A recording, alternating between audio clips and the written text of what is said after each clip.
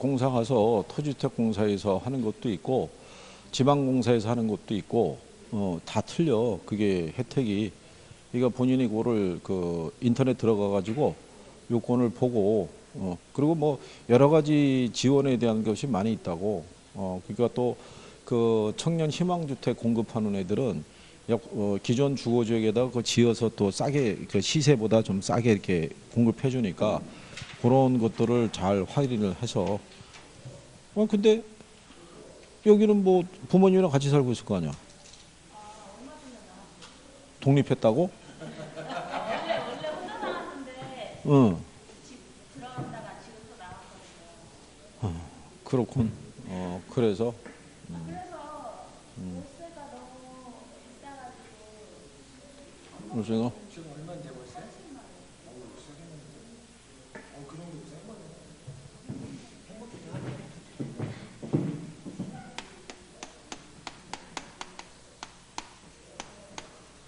대출받아 1년에 낫겠다.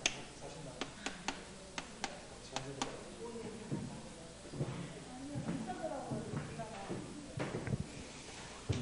그 어쨌든 간에 자격증은 따야 될 거 아니야. 그러면 도전해가지고 했으니까 자격증은 그럼 열심히 해야 되잖아. 뭐 가끔씩 저기 학원 안부차 등장하고 그러면은 안 된다고.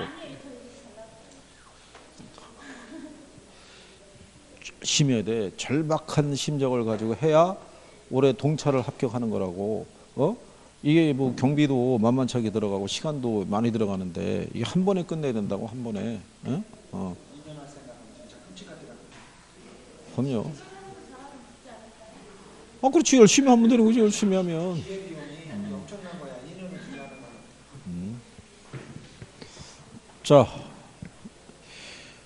이제 조세에 대해서 좀 이제 알아보시는 건데, 자, 일단 이 조세라는 것은요, 정부 등이 국가 경영에 필요한 재원이 있죠. 재원 조달이라든가 자원 배분이라든가 이런 것들을 이제 유도하기 위해서 과세를 하죠. 그러니까 특히 부동산에 관련된 조세는 취득과 보유와 양도할 때 다 뭐가 붙어요? 세금이 붙죠. 그런데 이 조세라는 것에 역할이 있어요. 역할이 보면 이게 본원적 기능이라는 게 있고요. 이로 인해서 나타나는 파생적 또는 정책적 기능이라고도 있어요. 그러니까 본원적 기능은 국가 경영에 필요한 뭐를 조달하는 과정에서 재원을 조달하는 과정에서 조세를 부과할 거 아니에요? 네, 그게 시장에서 소득 재분배라든가 또는 자원 배분이라든가 그렇죠? 이런 거를 유도하는 파생적인 기능이 발생하더란 얘기죠. 자, 정부가 예를 들어서 경영을 하기 위해서 필요한 재원을 조달하기 위해서 상속세, 증여세를 부과했는데 이게 소득 재분배 이런 역할을 수행하더란 얘기예요. 무슨 말인지 아시겠나요? 네, 그래서 이런 것들을 우리가 파생적 기능이라고 얘기를 해요. 그죠? 그 다음에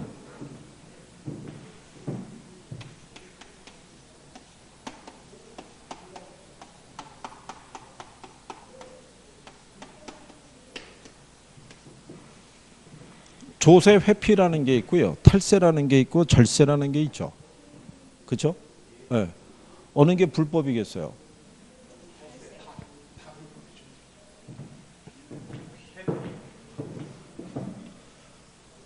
얘는 합법이고요. 이건 불법이고요. 이건 합법이에요. 조세 회피는 세계적으로 돈 많은 사람들이 유능한 변호사나 세무사를 고용을 해서 조세 피난처라고 들어보셨죠? 네, 그쪽으로 자금을 옮겨가지고 조세에 대한 부담을 피하는 방법은 불법은 아니고요. 그죠? 예, 이게 합법적인 방법이에요. 법이 허용하는 범위 내에서 조세 부담을 자기가 피하려고 노력을 하는 과정에서 나오는 거예요. 저게 여러분 시험에 한번 나온 거예요. 저게. 그래서 조세 회피하고 탈세는 불법이다. 그건 틀리는 거예요. 조세 회피는 불법은 아닌 거예요. 무슨 말인지 이해하시겠죠? 그래서 그 다음에 조세 귀착의 문제라고 거기에 나와 있어요. 근데 이 조세 부착에 대한 것은요, 그냥 이렇게 언급이 되어 있는데, 이게 조세 부과에 따른 경제적 효과라는 게 있어요.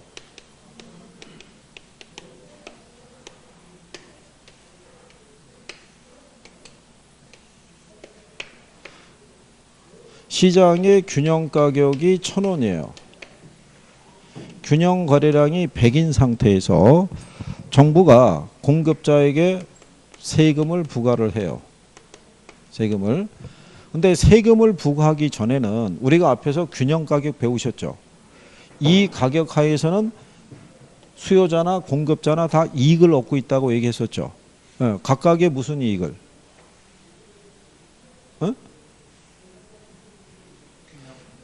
자, 원래 이 공급자는요, 얘를 100개를 생산하기 위해서는 최소한 받아야 될 보수가 있다고 그랬죠. 최소한 생산비는 충당이 돼야 돼요. 근데 가격이 여기서 결정이 되면 공급자는 이 면적만큼의 이윤을 얻고 있다고 얘기했었죠. 그걸 우리가 뭐라고 그랬냐면 생산자이에요. 자, 근데 소비자는 이 상품을 구입하기 위해서 최대 1,200원까지 지불할 의사가 있었어요. 이 상품은 이만큼의 효용은 있다는 얘기예요. 그죠? 제가 그때 이렇게 설명했잖아요. 여러분들이 빵집에 가서 빵을 1,000원 주고 하나를 소비를 한다는 얘기는 그 빵에는 1,000원 이상의 효용이 있는 거라고. 그러니까 기꺼이 1,000원 정도는 내가 지불할 수 있는 거예요. 그러니까 얘가 1,200원 정도의 효용이 있는데 가격이 1,000원에 결정이 되면 소비자는 이 면적만큼 이윤을 얻고 있다고 생각하겠죠. 그거를 우리가 소비자 잉여라고 그래요. 그죠? 요거 두 개를 합한 것을 우리가 사회적 총잉여라고 그래요.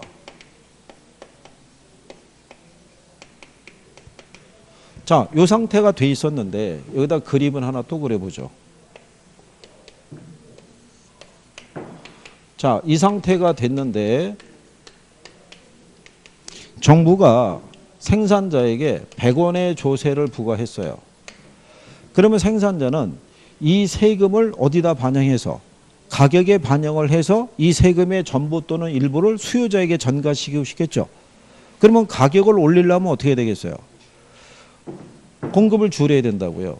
그러면 조세가 부과된 것만큼 크기만큼 거래량이 어떻게 돼요? 줄어들어요. 줄어들면서 가격이 어떻게 돼요? 올라가죠. 그러면 종전보다 소비자가 지불하는 가격이 어떻게 돼요? 높아졌죠. 그러면 요게 가격이 높아지면서 요 면적만큼 무슨 잉여가 줄어들겠어요? 소비자 잉여가 줄어드는 거예요. 그죠? 그 다음에 공급자는 1,050원을 받고 팔아서 얼마 세금 내야 돼요? 100원 세금을 내야 되니까 공급자의 수입이 있죠. 수입이 950원이 되겠죠. 1,050원에서 100원 빼니까. 그러면 공급자의 수입도 이전보다 어떻게 돼요? 줄어들었죠. 그러면은 생산자 잉여도 어떻게 돼요? 감소하게 되는 거죠. 여기가 시험에 나온 거예요. 나온 거 지금 얘기하는 거예요. 그 다음에 원래는 균형 상태에서 요때 거래할 때가 수요량하고 공급량이 일치가 돼서 자원 배분이 효율적인 상태가 되는데 정부가 조세를 부과함으로써 거래량이 어떻게 돼요? 줄어들었잖아요. 그럼 거래량은 감소하면서 요 면적의 크기만큼 있죠. 사회적인 총잉여가 줄었잖아요. 그래서 이 면적만큼의 이 사회적 후생 손실이 발생한다고 얘기를 해요. 그죠? 이거를 다른 말로 경제적 순손실이라고 그래요. 이 손실은 공급이 탄력적일수록 커진 거예요. 공급이 탄력적이면 조세 부과될 때 줄어드는 양이 더 많아지겠죠. 많아지면 많아질수록 이게 더 커지는 거예요. 이게 여러분 시험에 한번 나온 거예요. 그래서 이 경제적 순손실이라는 것은 공급이 탄력적일 때 커지는 거예요. 공급이 어떨 때? 탄력적일 때. 저게 비탄력적일 때 커진다라고 해서 틀리게 한번 출제한 적이 있어요. 무슨 말인지 하시겠나요? 요즘은 여기까지 나오는 거예요. 여기까지. 근데 이거를 우리가 작년 같으면은 한 3월 달 또는 뭐 5월 달 됐을 때 설명을 했는데 그때 가나 지금 한 번 더 듣고 그때 가서 또 듣는 게 나아요. 자꾸 반복해서 듣는 게 나니까. 그죠? 네, 그런 거예요. 그 다음에 조세 전가와 귀착이라는 게 있어요. 그러면 조세 전가와 귀착이라는 건 무슨 얘기냐면, 자, 이런 얘기죠. 정부가 생산자에게 과세할 수 있겠죠. 세금을 이제 부과할 거 아니에요. 그죠? 부과하게 되면 이거를 생산자가 다 부담하지 않고요. 이 중에 일부는 누구에게? 소비자에게 전가시킬 수도 있고 일부는 요소 공급자에게도 전가시킬 수 있어요, 없어요? 있겠죠. 이 사람이 만약에 제과점 주인이에요. 빵집 주인. 그럼 빵 하나 팔 때마다 과세하겠다 그러면 이 사람의 입장에서는 수익이 악화되잖아요. 그러면 이거를 누구에게? 빵을 사 먹는 소비자에게 전가시킬 수 있겠죠. 이걸 앞으로 전가시킨다 해서 전전이라고 그래요. 그러면 이거는 대부분 가격 상승으로 나타나요. 그죠? 그런데 빵을 생산하려고 그러면 밀가루라든가 각종 부자재가 필요하겠죠. 그럼 이거를 납품하는 사람에게 빵집 주인이 얘기하는 거예요. 세금 때문에 힘들다고 나에게 납품하는 단가를 낮춰달라고 얘기를 해요. 이걸 뒤로 전가시킨다 해서 후전이라고 그래요. 그죠? 이게 실질적으로 정부가 생산자에게 조세를 부과했다고 해서 그 세금을 생산자가 다 부담하는 건 아니고요. 실제로 누가 얼마만큼 부담하느냐를 따지는 게 조세의 전가와 귀착에 대한 문제라고 보는 거예요. 그러면 이 조세 부담의 크기 있죠.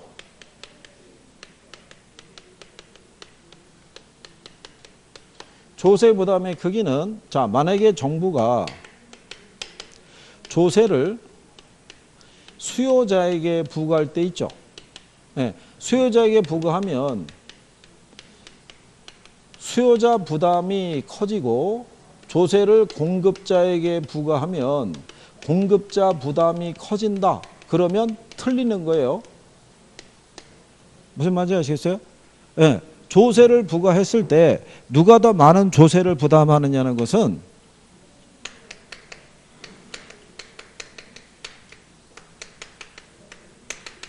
수요 곡선하고요. 공급 곡선의 상대적 탄력성의 크기에 따라 틀려지는 거예요. 여기에 의해서 결정이 돼요. 그래서 수요 또는 공급이 탄력적일수록 조세 부담이 어떻게 돼요? 네, 작아지는 거고, 수요 또는 공급이 비탄력적일수록 조세 부담이 많아지는 거예요. 그래서 우리가 이렇게 표현해요. 요게 탄이죠. 여기 작다라는 걸 우리가 작을 소자를 써요. 그래서 탄소, 비고 크다라는 걸 우리가 큰 대자 쓰죠. 대라고 얘기하는 거예요. 그래서 탄소 비대라고 인식하시면 돼요. 탄력적일수록 조세 부담이 작고 비탄력적일수록 조세 부담이 크다는 얘기예요. 이거는 그래프를 안 그리고 그냥 문장상에서 정리하라고 해주는 거예요. 그럼 예를 들어서 여러분 시험에 이렇게 나오는 거예요. 자, 수요가 탄력적이고요. 공급이 비탄력적인 시장에서 만약에 조세가 부과가 되면 누가 더 세금을 많이 부담하겠어요? 그러면 갖다가 이렇게 하면 돼요. 얘가 탄이죠. 탄 밑에다가 소. 응? 얘가 비죠. 밑에다가 대. 그럼 누가 더 많이 부담하는 거예요? 공급자가. 비탄력적일수록 많이 부담한다고요. 탄력적일수록 적게 부담하고, 이거를 나중에 문제를 풀 때 그래프를 그려서 접근하는 거는 있을 수가 없는 거예요. 언제 그래프를 그려서 확인하겠어요? 그러니까 문장을 놓고 확인을 해야 되는 거예요.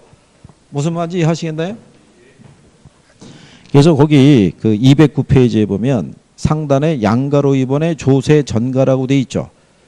그 밑에 가면 동그라미 4번에 결국 임대인과 임차인의 조세 귀착은 수요의 가격 탄력성과 공급의 가격 탄력성의 상대적 크기에 따라 크게 달려 있다고 돼 있죠. 그래서 5번 지문에 보면 수요의 가격 탄력성이 클수록 수요자 부담이 적어진다고 돼 있죠. 그러니까 탄력적일수록 적어지는 거예요. 비탄력적일수록 어떻게 돼요? 많아진다고요. 무슨 말인지 이해하시겠나요? 예? 요거 하나를 일단 기억하시는 거예요. 요거. 그리고 또 하나는 뭐가 있냐면요. 일방 귀착의 문제가 있어요. 그러면 일방 귀착이라는 거는 한쪽이 다 부담하는 거예요. 한쪽이. 그러면 일방 귀착의 문제가 나오려고 그러면 완전이라는 표현이 들어가야 돼요. 뭐가 들어가야 된다? 완전. 자, 그럴 때는 이렇게 또 정리하시면 돼요. 수요가 완전 비탄력적이면요. 수요자가 모두 부담해요. 수요가 완전 탄력적이면 누가? 공급자가. 자, 공급이 완전 비탄력적이면 누가? 공급자가. 공급이 완전 탄력적이면 누가? 수요자가. 그러면 여러분들이 보시면 이거죠. 자, 완전 비탄력적이죠. 그럼 비례한다고 생각해 보세요. 완전 비탄력적이면 앞에하고 뒤에가 같은 거예요. 앞에하고 뒤에가 어떻다? 같은 거예요. 근데 완전 탄력적이면 앞에하고 뒤에가 어떻게 돼요? 틀린 거예요. 그렇죠? 요것만 아시면 돼요. 여기서 조세 전가에 대해서는 이 표현은, 그러니까 만약에 지문이 이렇게 나와요. 지문이. 여러분 실전에도 나온 거예요. 공급이 완전 비탄력적일 때 조세가 부과가 되면 전액 토지 소유자가 부담한다. 자, 그럼 여기 보시면 공급이 완전 뭐라고 그래요? 비탄력적이죠. 그러면 얘가 공이잖아요. 그럼 뒤에도 뭐가 나와야 돼요? 공이 돼야 되는 거예요. 그죠? 그러니까 토지를 보유하고 있는 사람이 공급자잖아요. 그렇잖아요. 그러니까 누가 다 부담하는 거예요? 토지 소유자가 다 부담하는 거예요. 무슨 말인지 아시겠어요?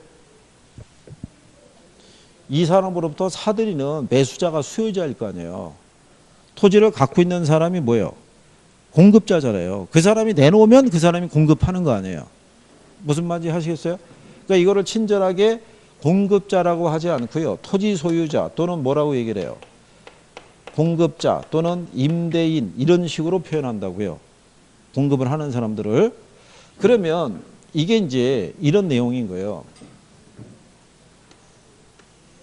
이렇게 수직선인 게 무슨 상태라고 그랬어요? 이게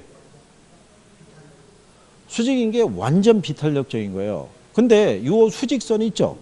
기울기는 어디서 올라간 거예요? 이 수량축에서 올라갔잖아요. 이 수량이 불변이라고요. 뭐가 불변이다? 수량이. 그럼 얘가 공급인데요. 공급인데 수요가 이렇게 돼 있어요. 이렇게. 그러면 시장 가격이 1,000원이고요. 얘가 만약에 1,000평방미터에 이렇게 토지가 있을 때, 자, 여기 있는 공급자에게 정부가 100원의 조세를 부과했어요. 그죠? 그러면 공급자는 이 세금을 어디다 반영을 해서 가격에 반영을 해서 소비자에게 전가시키고 싶겠죠. 그럼 가격을 올리려면 어떻게 해야 돼요? 공급이 줄어들 수 있어요, 없어요? 없잖아요. 공급이 안 움직이니까 가격의 변화가 없는 거예요. 그러면 결국은 공급자가 그냥 1,000원 받고 팔아서 자기가 100원 세금을 다 부담해야 되는 거예요. 무슨 말인지 이해하시겠어요? 그러니까 이거 이해하려고 그러면, 그래서 왜 지금 여기다가 그림 그려서 저것까지 얘기를 잘 안 해주려고 그러냐면, 지금 앞에서 경제를 배웠던 게 여러분들 기억에 없다고요. 그렇죠? 남는 게 없으니까 여기서 선생님이 앞에서 경제할 때 했다라고 얘기해봐야 아무런 의미가 없는 거예요. 그죠? 그러니까는 지금 뭐라도 기억해달라고 얘기하는 거예요. 탄소 비대하고 완전 비탄력적이라는 표현이 들어가면 앞에하고 뒤에가 같은 거예요. 무슨 말인지 알겠어요? 네. 그거는 해줄 수 있잖아요. 그렇죠? 그런 거라도 일단은 해달라 이거예요. 단계가 넘어가야지 할 수 있으니까. 그래서 여러분들이 거기 209페이지에 아까 여러분들이 그 동그라미 5번에 수요의 가격 탄력성이 클수록 수요자 부담이 적어진다 이렇게 해놨죠. 근데 그 밑에 가면 수요의 가격 탄력성이 완전 탄력적이거나 공급의 가격 탄력성이 완전 비탄력적이면 수요자 부담은 0이 되고 공급의 가격 탄력성이 완전 탄력적이거나 수요의 가격 탄력성이 완전 비탄력적이면 공급자 부담이 제로가 된다라고 해놨죠. 예, 그렇게 문장으로 늘어져 있으니까 지금 이렇게 묶어준 거라고요. 수요가 완전 비탄력적이면 수요자가 다 부담해야 된다는 얘기예요. 그럼 공급자의 부담은 하나도 없다는 얘기죠. 무슨 말인지 아시겠나요? 공급이 또 완전 탄력적이면 전액 수요자 부담이니까 공급자의 부담이 없다고요. 그러니까 이제 그렇게 압축된 걸로 정리해 놓으면은 여기서는 이런 표현으로 출제하면은 우리는 쉽게 맞출 수 있는 거예요. 포인트를 찾아서 그래프를 안 그려도 된단 말이에요. 그 다음에 이제 뒤로 넘어가시면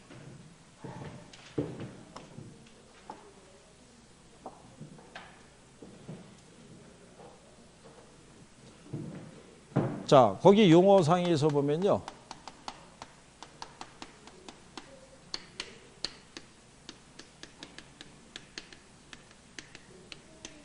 양도소득세의 동결 효과라고 있어요. 원래 양도소득세를 부과하는 것은 어떤 목적으로 부과하겠어요? 투기적인 거래를 줄이게 하기 위해서 양도소득세를 부과하잖아요. 그죠?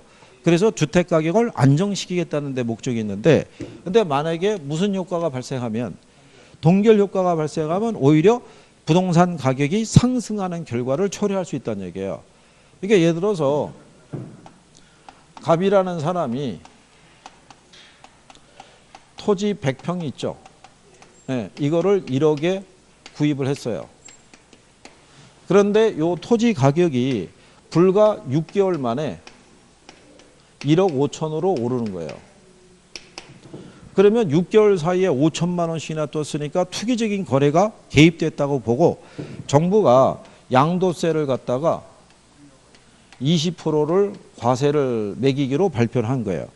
그러면 이 상태에서 만약에 이 사람이 이 토지를 매매를 하죠.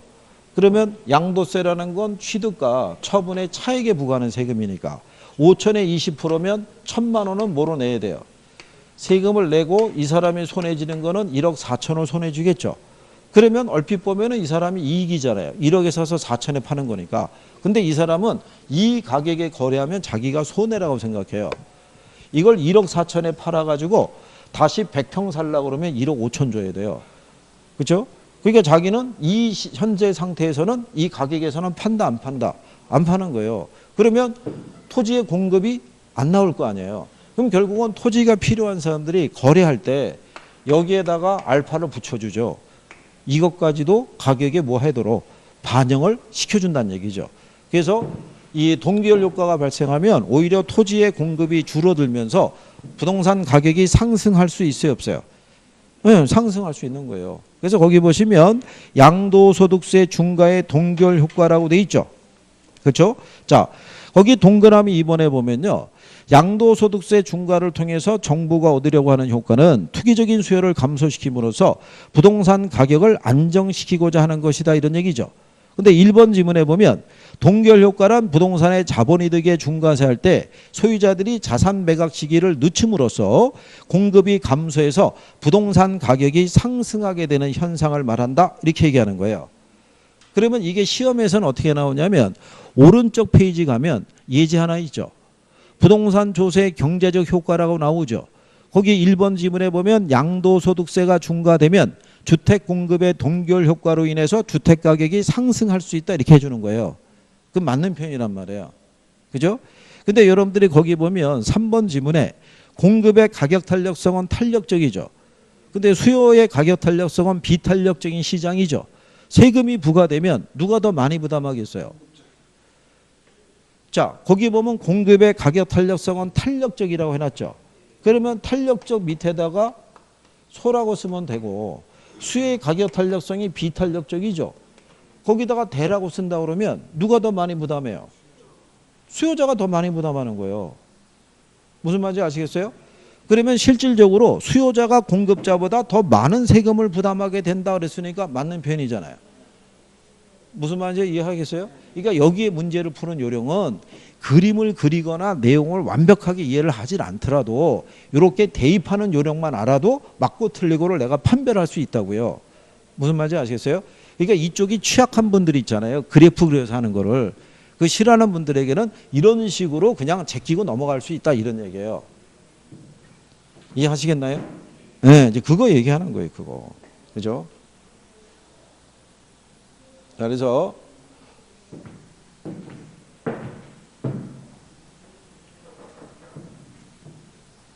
그 다음에 우리 교재에서는 달리 그 언급은 안 돼 있는데, 그 다음에 이제 여러분들이 끝으로 하나 용어상에서 알아두시는 게 헨리 조지의 토지 단일세라는 게 있어요. 이것도 여러분 시험상에서 가끔씩 언급이 돼요.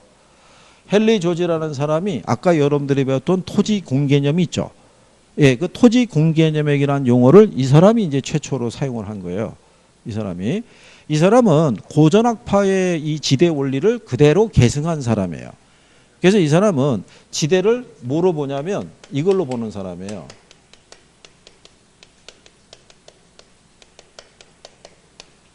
잉여이자 불로소득으로 보는 사람이에요, 지대를. 그런데 여러분들이 보시면 자본주의 경제에서 우리가 생산을 통해서 얻어질 수 있는 이윤이 있죠. 그렇죠? 이게 궁극적으로는 이쪽으로 다 귀속이 된다는 논리예요. 여러분들이 왜 벌써 한 작년 얘기인가요? 왜 저기 서울에서 족발집 운영하는 양반이 건물주에 쫓아가서 망치로 폭행한 사건이 있었죠. 그렇잖아요? 그리고 왜 그 사건이 발생했냐면 원래 그 족발집을 운영하는 양반이 월세를 한 250인가를 주고 있었대요. 근데 건물주가 바뀌면서 리모델링을 조금 한 다음에 이거를 1200인가 1400을 달라고 얘기했나 봐요. 월세를. 그러면 결론은 이 족발집이 잘 돼 갖고요. 사람이 바글바글 할 거 아니에요? 만약에 그 매출이 많이 올라가겠죠. 그렇게 해서 얻는 이윤이 다 뭐로 가는 거예요? 임대료로 다 빠지게 돼 있는 거예요. 그러면 이거는 너무 불공정한 상황이 발생하잖아요. 그렇죠? 그러니까 이 사람은 토지 소유자가 소유하고 있는 토지라는 건 원래 자연물 아니냐 이거죠. 그렇잖아요? 근데 거기서 얻어지는 이 지대는 잉여이자 무슨 소득이니까 불로소득이니까 정부는 다른 모든 조세는 철폐하고 여기에만 과세하자 이런 얘기예요. 그러면 여기에다 과세를 하더라도요. 토지의 공급은 아까 얘기한 것처럼 완전 비탄력적이란 말이에요. 조세를 부과하더라도 이 양을 줄일 수 있어요, 없어요? 양을 못 줄이니까 이 조세가 누구에게? 수요자에게 전가가 안 된다고요. 공급이 못 줄어드니까 가격을 못 올릴 거 아니에요. 무슨 말인지 아시겠어요? 그래서 토지에 부과하는 조세는 자원 배분의 왜곡을 초래하지 않는 가장 효율적인 세금이라고 주장한 게 헨리 조지의 토지 단일세라는 거예요. 그러면 여러분들이 옆에 예제 있죠? 예제 5번 지문에 가면 5번 지문에 이렇게 돼 있죠. 토지의 공급 곡선이 완전 비탄력적인 상황에서는 토지 보유세가 부과되더라도 자원 배분의 왜곡이 초래되지 않는다라고 해놨죠. 그게 맞는 지문이란 말이에요. 그게 헨리 조지의 토지 단일세에 대한 논리를 반영하고 있는 거라고요. 무슨 말인지 이해하시겠어요?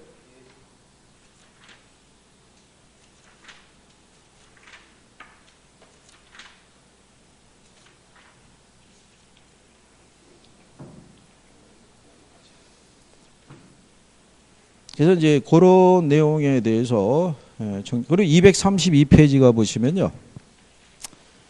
거기 25번에 부동산 조세에 관한 설명으로 틀린 거 물어봤죠. 예. 거기도 3번 지문에 보면 양도소득세의 중간은 부동산 보유자로 하여금 거래를 뒤로 미루게 하는 동결 효과를 가지고 있다고 돼 있죠. 거래를 뒤로 미룬다는 얘기는 공급이 줄어든다는 얘기잖아요. 그렇죠? 근데 5번 지문에 보면 이렇게 돼 있죠. 절세는 합법적으로 세금을 줄이려는 행위고 232페이지예요. 그죠? 조세 회피와 탈세는 불법적으로 세금을 줄이려는 행위다 그래서 걔가 틀린 거라고요. 아까 설명해 드렸죠? 그래서 그런 내용을 구별하시면 그리고 4번 지문에 보면 이렇게 돼 있죠. 조세 부과는 수요자하고 공급자 모두에게 세금을 부담하게 하나 상대적으로 가격 탄력성이 낮은 쪽이 있죠.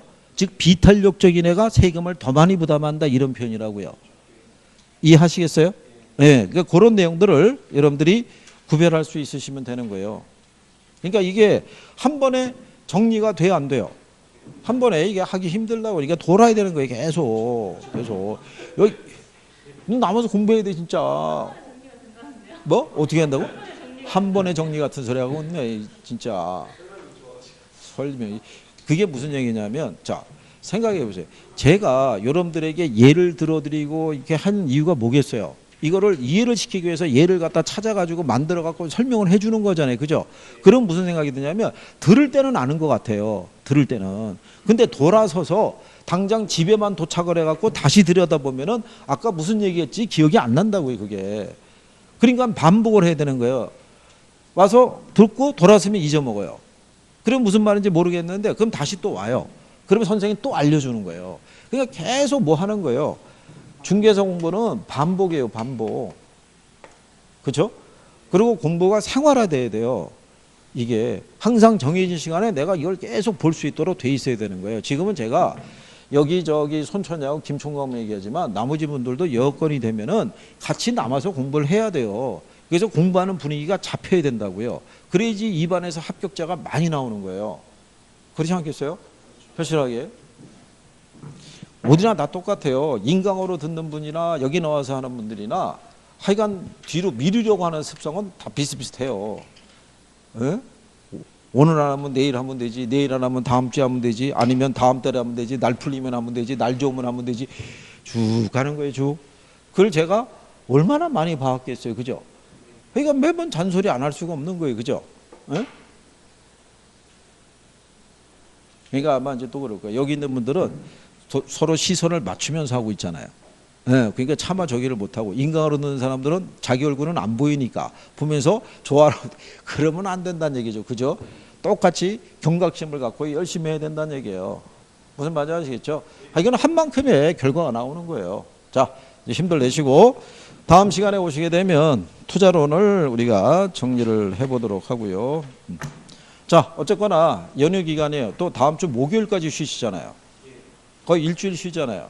그럼 연휴 때 인척이 올 때야 뭐 차마 이걸 꺼내기 힘들겠으나 지나고 나면은 그 전에 한 번은 훑어보고 와야 이게 이어질 수 있어요. 다음 주에 금요일 날 또 역시 또 학개론부터 수업이에요. 무슨 말겠죠? 그때 또 연휴 끝나고 다음 날이라고 그래가지고 결석을 하거나 하게 되면은 그때는 너 죽고 나 죽고 하는 거예요. 그죠? 왜냐하면 그날 건너뛰면 주말로 또 넘어가잖아요. 그죠? 네? 열심히 하시고. 자, 연휴 잘 보내시고 다음 주에 뵙겠습니다. 고생하셨습니다.